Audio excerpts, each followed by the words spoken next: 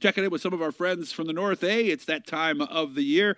Brian McDonald, of course, you know him as Slim. He was Captain Chaos there for a little bit. He's been racing up north with the small block, second in points at Mohawk International Raceway, just this side of the border. Then across the bridge to Cornwall, finished 11th in points there. He got wins at both tracks, did a couple of shows at Brockville, also did a couple of late model shows in a crate late model. So let's head up and see what's going on with Brian Slim McDonald, who I have not talked to since I've gotten the YouTube platform going.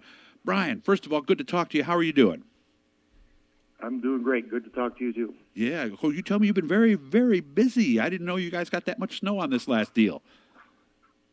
Yeah, no, we've been getting hammered the last couple weekends, and now the last 48 hours has been nothing but rain and severely plus weather. Like it's you don't even need a coat right now. Everything's melting away, but like we were on snow removal Christmas Eve, Christmas night, Boxing Day. We did 4 nights in a row of nonstop snow, and the weekend prior to that, it was nonstop snow too. So we've been getting hammered, but it's living in a high rate right now. I'm glad to hear that. And you just worked. How many hour shift did you work? I worked all those Christmas stuff, and then we the following day, the 27th, we left to go snowmobiling. We went up to Quebec snowmobiling for 2 days, and then I came home just in time last night. I got back at the office at noon yesterday, worked till 2 o'clock this afternoon. Yep, so you just got to work 3 hours ago. So good job, man. I'm sure a lot of people appreciate the work. So how was the season for you? It was, there were some highlights and some that weren't so good. We had a couple wins, we had some good races, but we ended up hurting a couple cars and hurting a couple motors that really screwed up our season and that kind of stuff. But overall and all, it wasn't, we had some speed a lot of times, and then near the end of the year it shoveled away, but we're looking forward to this upcoming year and get a fresh start and see what we got. Second in points at Mohawk. Did you have a chance at a championship there? No, not really. Second and third, and you know what I mean, and fourth, we were a little bit close, but Robbie pretty much ran away with it. He was just on fire this year, and he could almost look like he was winning at will. Really? It was that good of a season for Chris Rabbie. I'm going to have to make sure I get a hold of him. How was it at Cornwall? Didn't quite make the top 10. Did it not go as well? Did we have some bad luck at Cornwall? Yeah, we had some bad luck. Ended up breaking a motor and writing off a car. We won the opener, and we had a Marcel LaFrance tribute car for that, and we had the whole family there, and we won the opener. So that was, the highlight of the year for sure. But after that, it just pretty much went downhill. Okay, I'm sorry to hear that. I remember in the 90s, I worked at Utica, Rome. We used to have a big race every year that Marcel Grant would come to. Was he a guy who motivated a lot of you guys up north of the border to race? Was he like a hero of yours when you were growing up? Yeah, I actually crewed on his car when I was a kid, like 14, 15, 16 type thing or whatever. So it's a little bit how I got involved in this. That and one of my buddies, a neighbor, we had a Duke stock or a street stock or pure stock or whatever. Every place calls them different. And so that's how I got involved. Basically, was going to the races with them.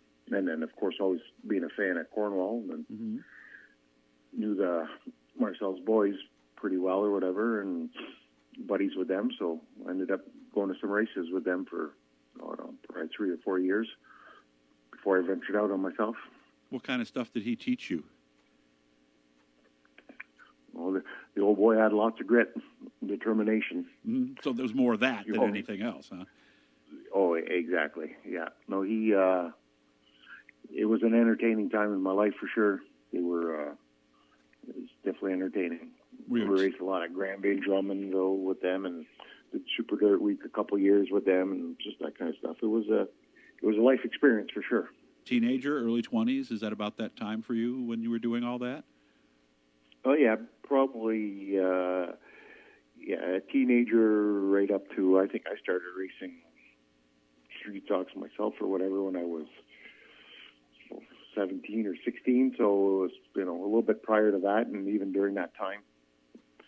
when I had my first sportsman car, it was one of their motors, and even my first street stock car had a France motor in it and stuff. So it's always been one of those things for us. The picture you're looking at, by the way, in the background is one I took of this guy back on October of 2011 at Syracuse. What do you miss most about the big track in Syracuse?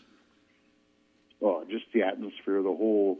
I don't miss all the extra work we did when we went there, but it was part of it, and we looked forward to it every year. You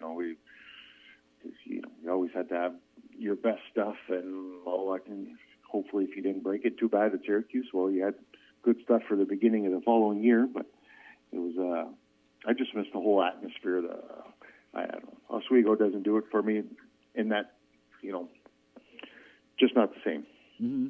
Well, and I think the biggest thing, because, let's be honest, the racing at Syracuse was never great. But like you said, the atmosphere, and you knew where everybody was parked every year. I knew where I could find you Canadians. I knew where I could find the Fonda people. I knew where the Lebanon Valley. Was it more what happened after and before the races than the actual races themselves, do you think?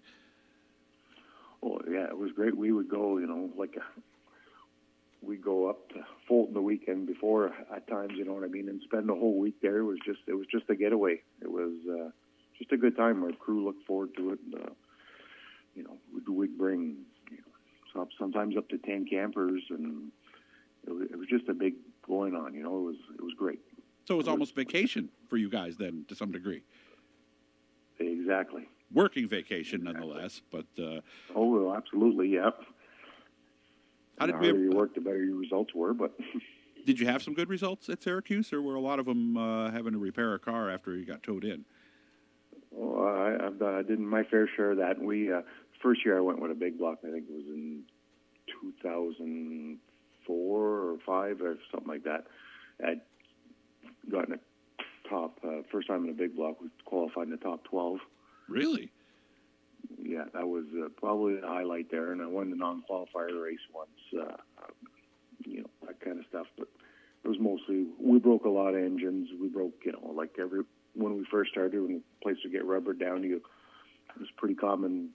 At the end of the day, the tow truck guys were the busiest guys lifting motors in and out. But, it was all part of it, and, I can't say I don't miss the expense of the place, but I definitely miss it. Okay. Do you ever go back to the Fairgrounds at all? Have you been back for any of the shows since then, the parts show, the motorsports? Yeah, we went to the parts show. We drove through that big snowstorm in Watertown. You did? To the parts show this year, yeah. Mm-hmm. So what are we planning for this year coming? Do we have our mind made up? Is it going to be pretty much what we did last year? Yeah, we're going to do a few big block races. My car owner and partner, he's trying to get us to go to Volusia, but I don't think I really got the time for that this year. And we got a new small block car that's in the shop already. We're putting that together. We had a new car from last year we destroyed. We had a couple from the year before, so we got lots of equipment, lots of stuff. So basically, we're going to race small block Cornwall and Mohawk, and then hit some big block races, some of the stuff that's local, and then maybe do a dozen crate late model racing. Also, we're going to do a little more late model racing than last year.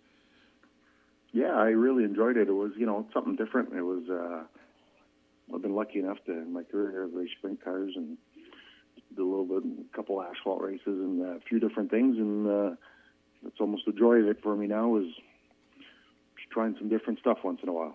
Only got a few seconds left. Do you have any special New Year's Eve traditions that we do at the McDonald house?